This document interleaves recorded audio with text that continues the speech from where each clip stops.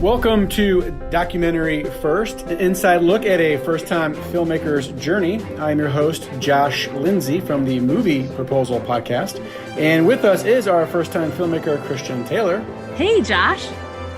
Hi, Christian. How are you? I'm great. How are you? Good to see you. Thank you. We're still zooming along here.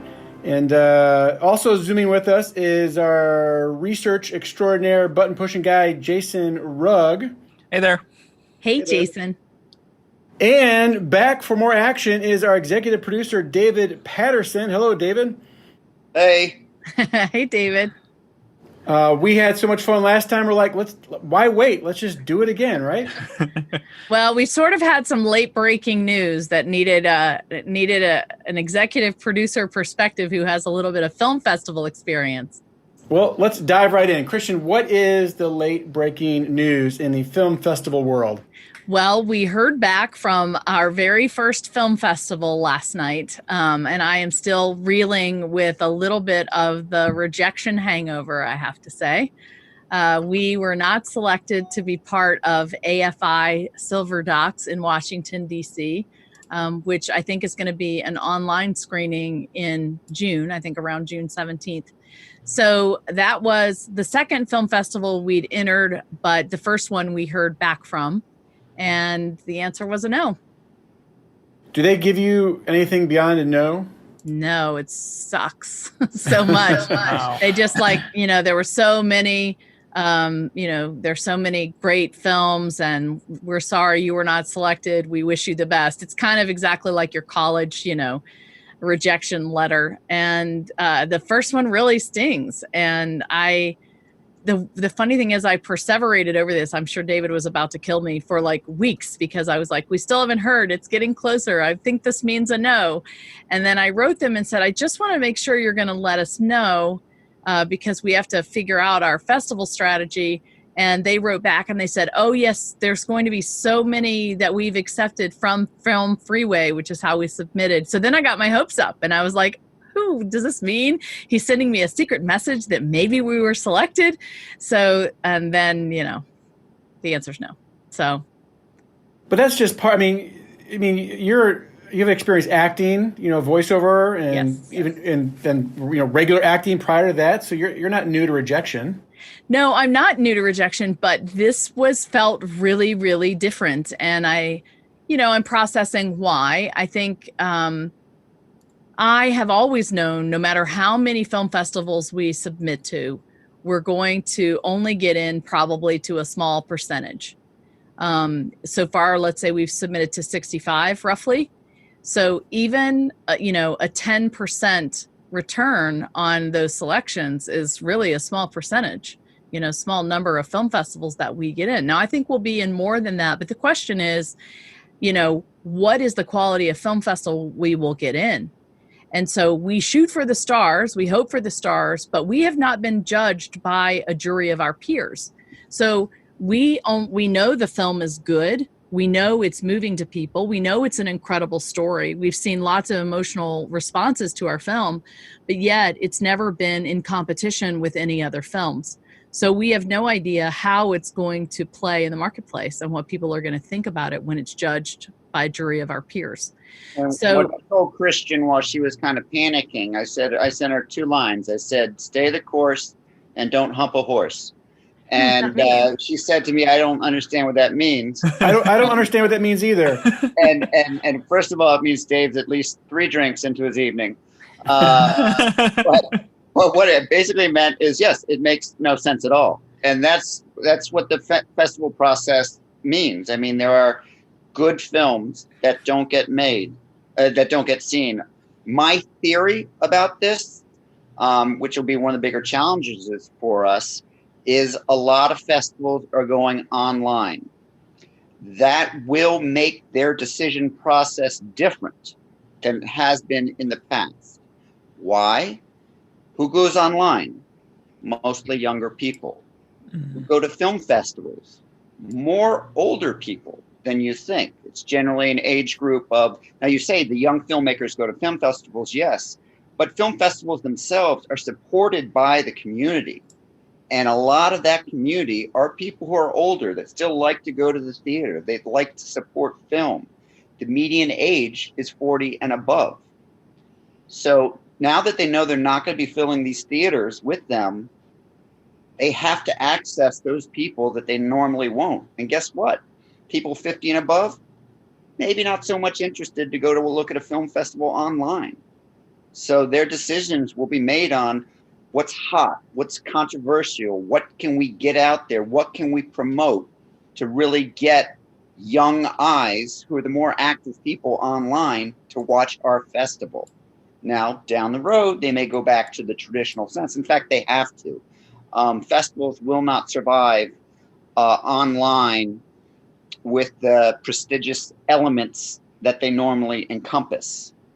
And eventually, unless we're all dead, we will go back to a form of normalcy with festivals and festivals attendance. But we know, even with one of the festivals early on, which we have not heard from, and I'm not going to mention the name because I'm about to say some bad stuff about them, is the festival programmer, the lead person, said, in these changing times, we're going to change our direction and concepts of what a film festival is. Now you and I go, well, what does that mean? Well, exactly. That means they've decided now to change their application process almost of what they're going to decide to show online, whether it's because they want to show something that shows more pathos, although I think we got great pathos in our film in it, but things are askew from this point on when deciding upon what festivals to show online.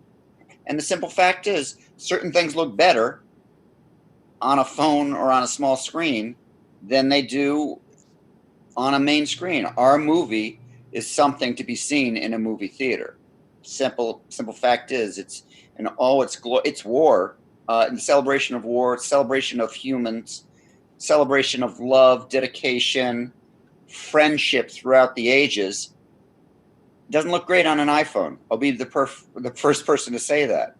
Well, you just can't get the scope of the story like you can in a theater. And I agree with you. I've seen this on screens. I've seen it on TVs. I've seen it in a theater. And the difference of seeing our film in a theater and at home is remarkable. It's like night and day, because when you're in the atmosphere and you're experiencing this thing with a group of other people, what you're feeling, the emotion you're feeling when you're hearing people laugh or when you're hearing them cry, it adds to the movie itself. And so it's a much more rich experience. And I think that's why our movie plays so well in a theater. And I do think that you're right. If a director of a festival has not seen the actual film and doesn't understand the power of this moment that we're in, they're not going to think that this film is a good one to screen now. And oftentimes you may not make it past young interns watching a film. That's my question. Do you have any idea, I don't know if there's a percentage or anything, where how many of these film festivals actually screen the entire films? Are they watching trailers? Are they watching 10 minutes and turn it off? Like, how much are they actually seeing? Well, one of the things that you got going, the bigger the festival, the more submitted films. So, say Sundance, they get about 15,000 films submitted each year, whereas another festival may just get 3,500. That's still a sizable number.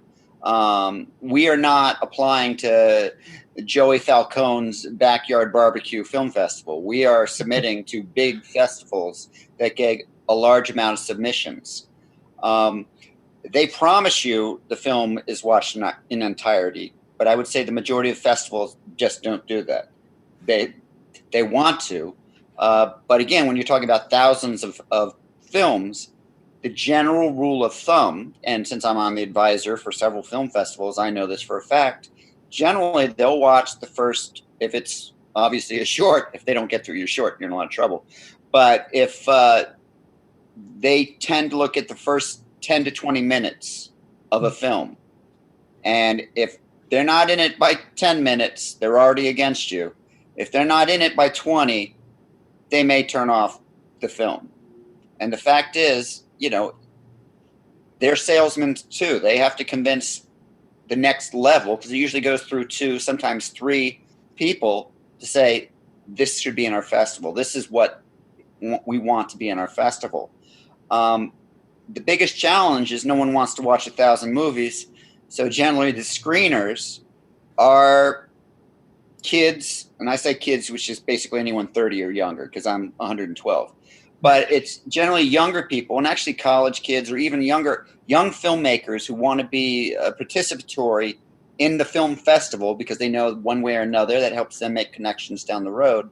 So again, most of the judges, at least on the first level, are young folks that are used to looking at something on their phone for TikTok attention span. So if something's not grabbing them in the first 5 minutes, it's already danger, Will Robinson, and then 10 minutes and 15 minutes. So it's tough, even for really good films. And I've seen really good films that haven't gotten to festivals where I'm like, it makes absolutely no sense, except for the TikTok generation of doesn't grab them in the first 5 minutes. So that is one of the biggest challenges is actually getting the entire film seen by judges.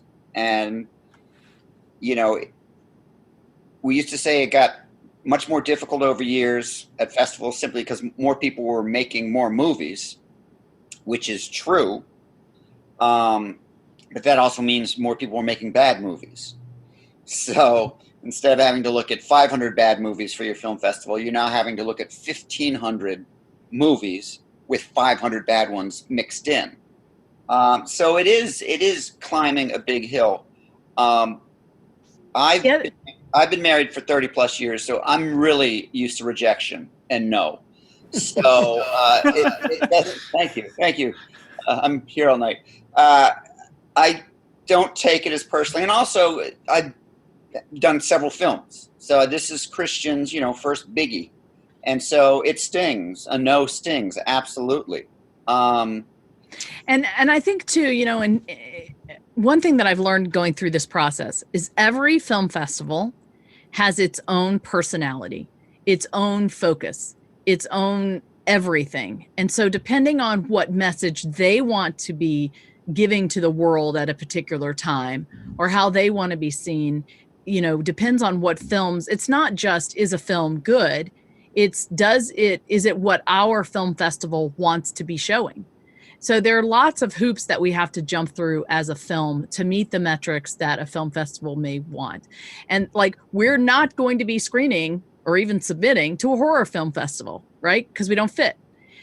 We're going to, where do we fit? Well, we fit in film festivals with, for sure, a patriotic focus or an international focus or an international relations focus.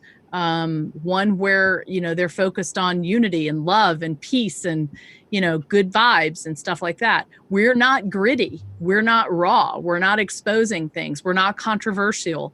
And that may work against us in some film festivals. So your point right there with the festival that we just got in or did not get into, it's based in DC. Yeah. One of the younger people looking at this said, you know what, we don't want to be political right now. Yeah. And the film isn't political. It's patriotic, as we said. It's really about Americans working hard with other countrymen to solve a really horrific problem. But someone could say, yeah, that's political, and we need to steer clear of politics right now. It could have been as simple as that. Yeah.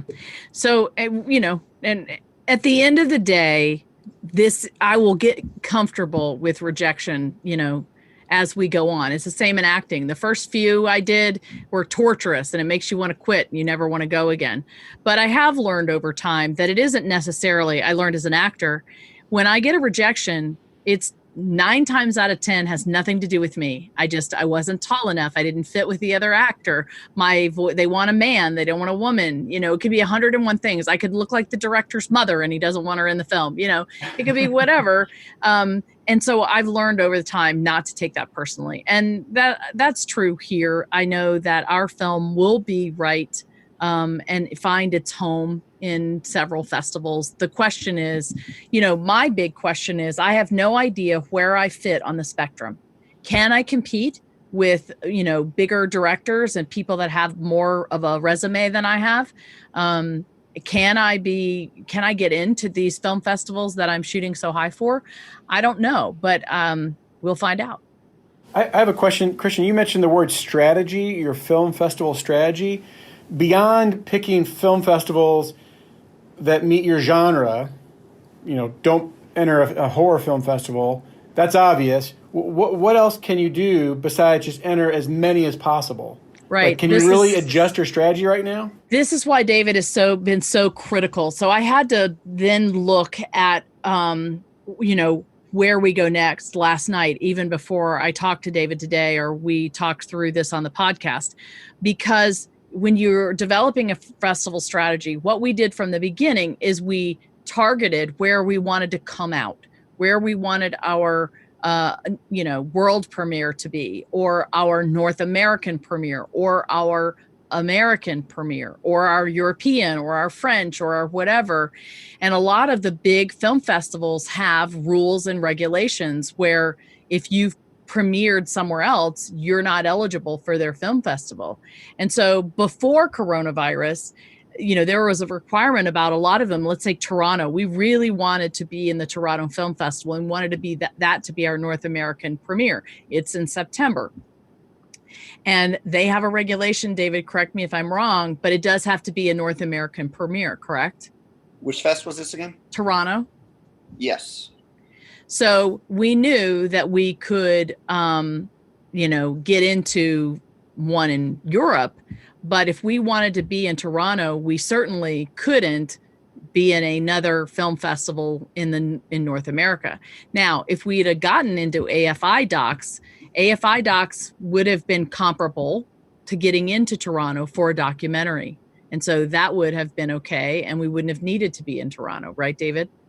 Right. Talking about festival strategy, what we're aiming for is we're aiming for the larger documentary festivals, or festivals, just big festivals. But primarily for us is doc festivals, because I'm Scottish, so I really don't care about entertaining people. I just care about money. And so, I want to sell the movie. And so why we are focusing on the larger documentary festivals is because the buyers come to those festivals to look at the movies. And when we say buyers, it's say HBO docs or CNN docs or any of the major cable companies, but also distributors. Foreign distributors come to buy films to sell to other nations of documentaries. And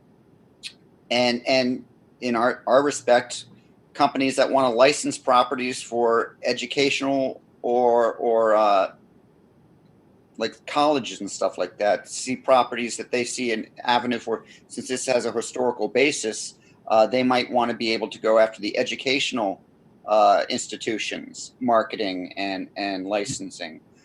So the idea of going after these festivals is not to show it. I honestly don't care if one person sees it. I want someone to buy it. I know that sounds horrible, but if one person sees it, I want it to be that one person who says, "Hey, I'd like to buy your film." And I'm joking. I've done over hundreds of festivals with all my films, and I love the whole process, and I love people's responses. But in the end, the idea is to get your money back and hopefully some profit, and that's by selling the film to as many potential avenues as possible. And the film festival is the gateway to that. And so the higher the film festival, the more prestigious, the more media attention, all of those things go into the buzz about your film and whether or not buyers see your film as a good investment. And the way that festival circuit works is basically you have the shelf life of about a year of your film from your first festival till about a year following. Now with docs, it's actually a little different because there's some fests that don't accept docs. So you got about 14, 16 months with a documentary to run the festival circuit. the way I like to explain it to people who know nothing about the business is that the festival circuit is sort of like a very long runway. Your movie is your airplane. So your very first festival, you're sort of taxiing the airplane out onto the runway for people to go, ooh, look how shiny that is. and then as you start running down the runway, that's the additional film festivals where people go, wow, look at that, look at that. And then when you finish your festival run, you're launching into the air. And so hopefully by then, one of the people somewhere along that runway goes, you know, that looked great. I've been following it. Other people saw it farther down the runway. It's doing even better. I want that airplane. Look at it flying. And when I say look at it flying, hopefully you've picked up awards, accolades, reviews from some of the local papers. You have things to show. So the launch of your movie, my feeling is the most important launch is when you take off of that runway, which is the very end of a very long runway.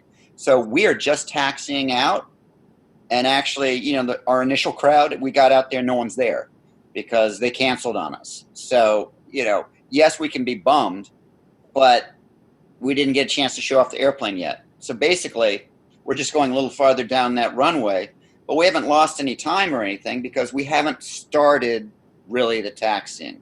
You know, we haven't started moving down that runway. It's just we have to adjust on where the runway is. Can you say no to a film festival if it's in your advantage? Like, let's say you get accepted by 2 film festivals and they're contradictory. Like, can you say no to one? So before we answer that, let me say this as part of the festival strategy. Now we've thrown another variable in the mix, and that is that film festivals are in, the Wild West now. And everything has changed and nobody knows what's going to happen or what the landscape looks like. And the response to the COVID time is you've had some that have canceled, you have some that have postponed, and you've some that have gone online. And so that changes the dynamic of everything, and it changes the decisions of every filmmaker. And so because a lot of these big film festivals have a provision that says if you've streamed online, you are not eligible to be in the film festival.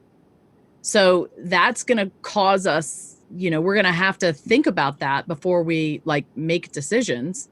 And here's another one. This is a particular problem as I was looking at our upcoming list. So the very first film festival that we have not heard back from yet, they said they would postpone, but they haven't told us when. They haven't told us what it would be like. They haven't told us anything. So we don't know what even to do with that. The AFI docs told us we didn't get in. So the next one, we have 2 in July that we have entered. FID Marseille in France, that's July 7, and then one in Hamilton, New York, which is July 20th. So depending on whether or not we get in there is going to determine. So if we didn't get into FID, which that would be a great place for us to have a world premiere or in a European and a French premiere because it's, in France. And so that would be wonderful. But if we don't get in there, are we going to want to have our coming out party at a small festival in Hamilton, New York, online? If they go online, I don't know if that will make sense for us. And so we may have to make a decision there.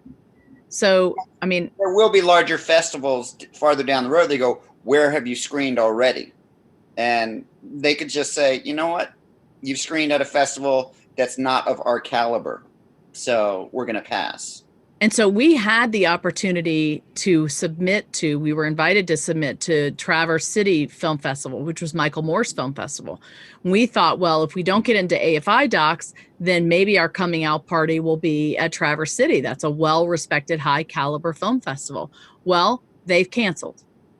So they're not doing one at all this year, not until next year. And what particularly stings with that festival is you have to be invited to apply, which we did. They reached out to us, had obviously picked up about our film one way or another and said, could you please submit to our festival? We're very interested in you. And so we thought, hey, this is a great thing. And then they bag. Obviously there's so many much more serious things happening in the world. So, you can be angry, but you can also be understandable as well. It's disappointing.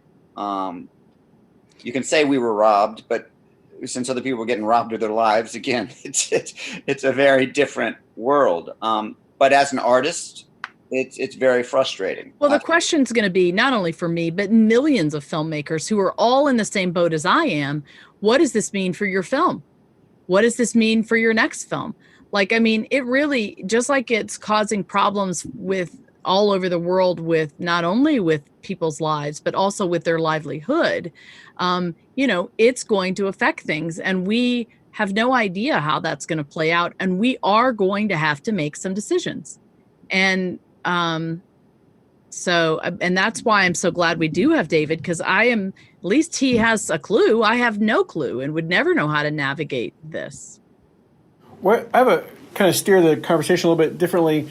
Any idea? I mean, like, Christian, you're a female filmmaker, and I got to imagine film festivals are looking for good female directors and producers. How does that come into play?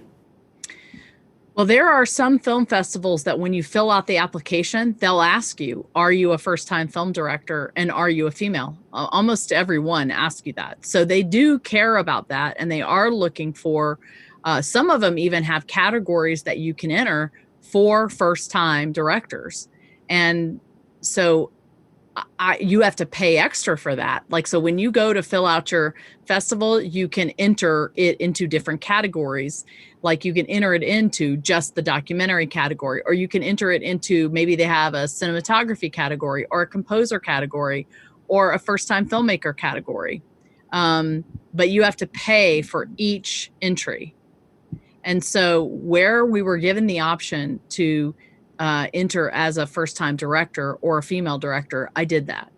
And so sometimes their categories, and that's a great thing for us because it funnels you into a smaller competition. So if I just am applying as a documentary, it's a big field. But if I'm applying as a female, it's smaller, and a first-time female, it's even smaller.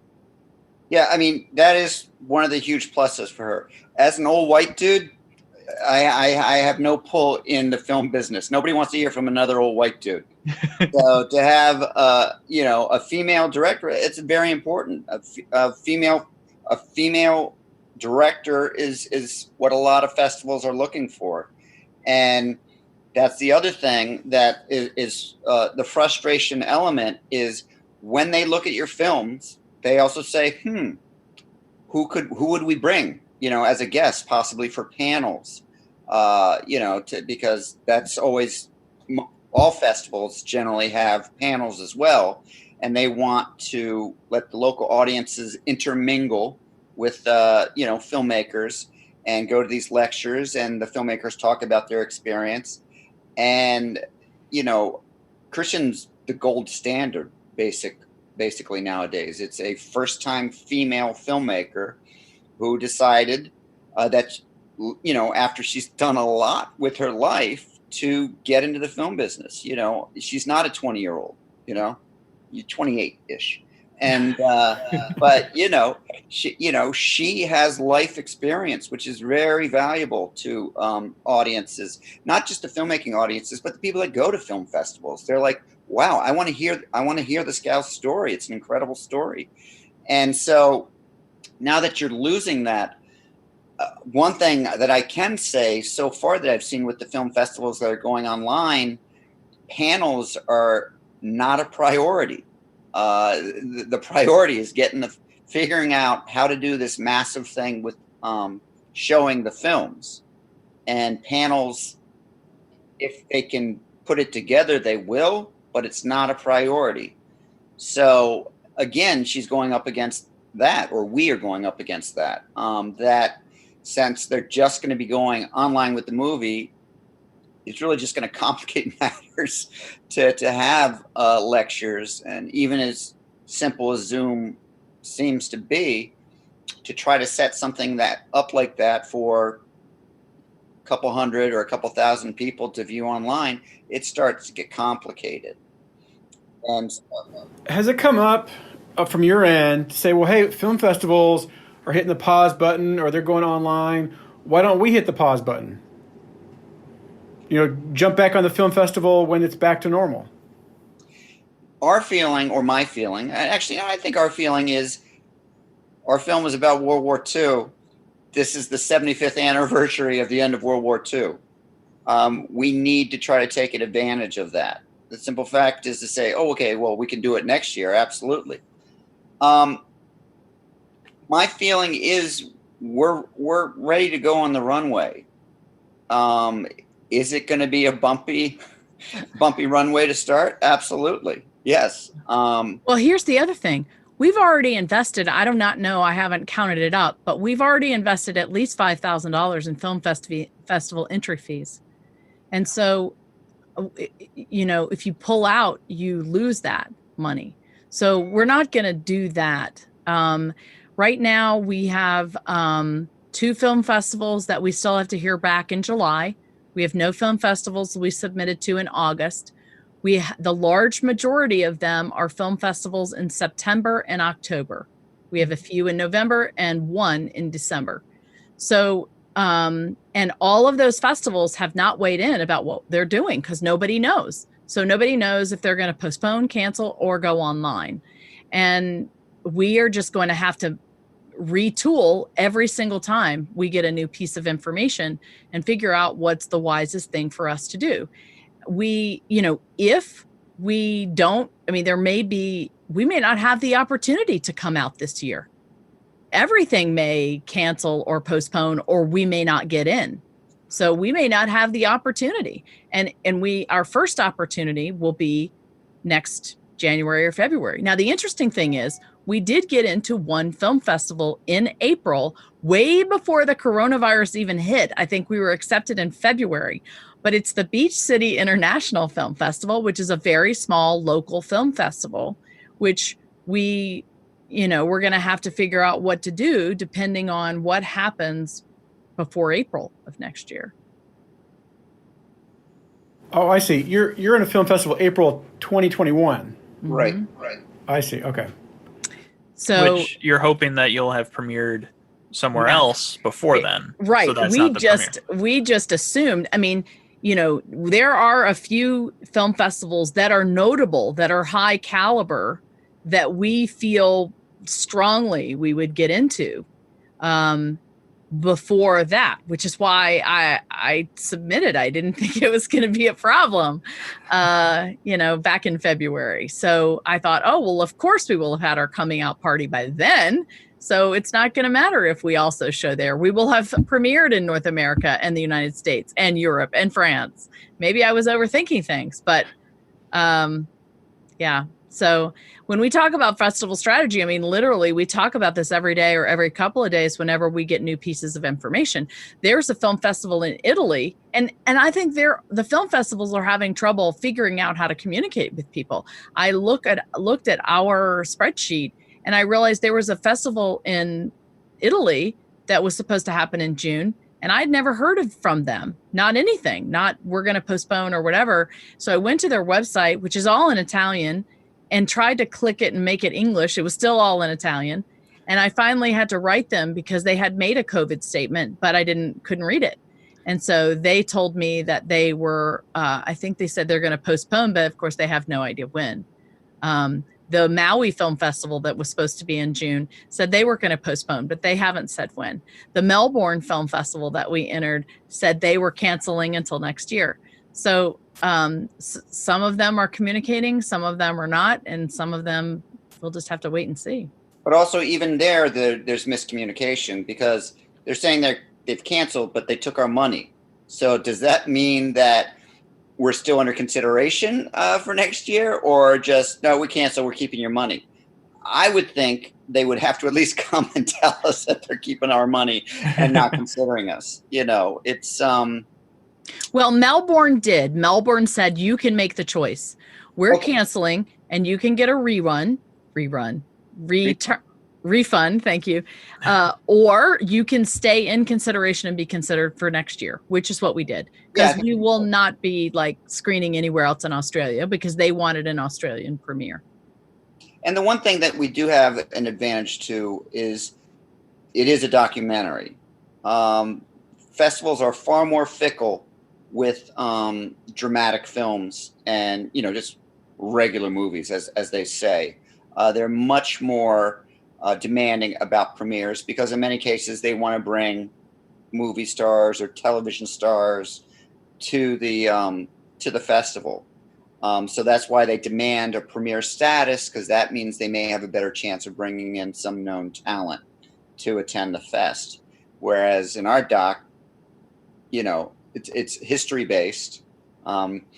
We all think they're rock stars and celebrities, but for the most basic fact is, they're the average Joe and average Josephine, both French and American. So we have more options to submit to top tier documentary festivals because they have a lot more leeway on when and if there's a premiere status. So where do we go from here? Just wait? Well, it changes by the day. That's what's so crazy. We need that first audience. Like I said, bringing it out of the hangar. We need to know where the first audience is, because since everything is, I want to say a free fall, but it's not even a free fall. It's kind of a free freeze right now. And it's not even a complete freeze. It's kind of a thaw or thaw and then a refreeze, depending on how many people get sick in a certain area. I mean, there are absolutely no rules. And we're in the Wild West. Well, I was going to say, you say the Wild West, but then actually all of a sudden you're in the East, or you're in the South. I mean, that's the thing. There's so many challenges. So part of our strategy is, once we have a yes, is to start reaching out to distributors. And these are the audiences that want to see that long, shiny runway. We say, hey, we got our first audience, this fest. We just want to let you know it's our first fest. It's one of many, but wanted to have you guys keep your eyes on it, because at some point these buyers and distributors are going to need property if nothing's getting made. They're going to need to start buying content to sell. And they're like, oh, that's right. That first time female filmmaker, the doc, let's take a look at that. I know it's not finished its festival run, but we need to look at some stuff. We need to make some decisions. We need to get some content, and we need to sell some stuff. So I have a question about that. I mean, if you make a film, you can just Google film festivals and find it that way. But how do you find distributors and potential buyers? You just can't look them up. I imagine, David, that's where you come in. And how do you reach out to these people or companies? Well, a lot of them I've met before at festivals, and just my experience over time with all the festivals. Not only have I met these, but then I have friends who have gotten their films done. So I'm like, were you happy with this distributor? And they go, no, that person stunk. Don't go with them. Or I was very happy with this distributor, and use my name. I mean, the one thing about being in the industry for a while, if you're not a DICK, people remember you and say, oh, yeah, not a bad guy or not a bad gal. Or it really, honestly, is like any other business. And that is why it was such a godsend, literally, for us to meet David, because he is a nice guy and he has a lot of relationships and made them over the years and cultivated them wisely. So he's used his chips very sparingly.